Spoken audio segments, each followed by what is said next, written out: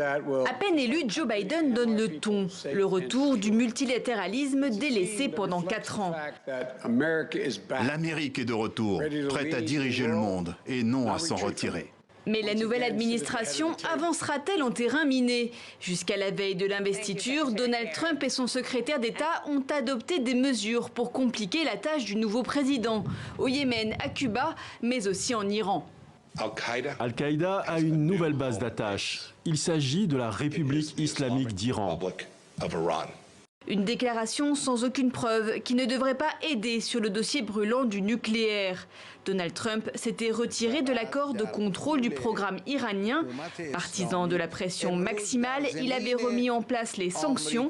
Depuis, l'Iran a relancé sa course à l'arme atomique. Aujourd'hui, la balle est dans le camp des États-Unis. Nucléaire encore, le traité START de réduction des armements américains et russes prend fin dans 15 jours. Hérité de la guerre froide, sa renégociation est au point mort.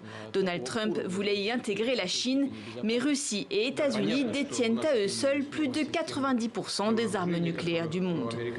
Au Proche-Orient, l'administration Trump a initié une série de normalisation des relations entre Israël et des pays du monde arabe. Un héritage salué par Joe Biden.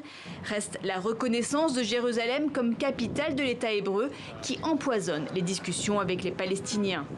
Et puis, quelle politique adopter vis-à-vis de la Chine après 4 années de tensions croissantes avec Pékin ?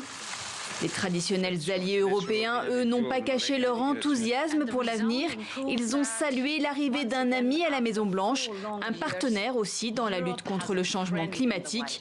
Parmi les premières mesures annoncées de Joe Biden, le retour des États-Unis dans l'accord de Paris.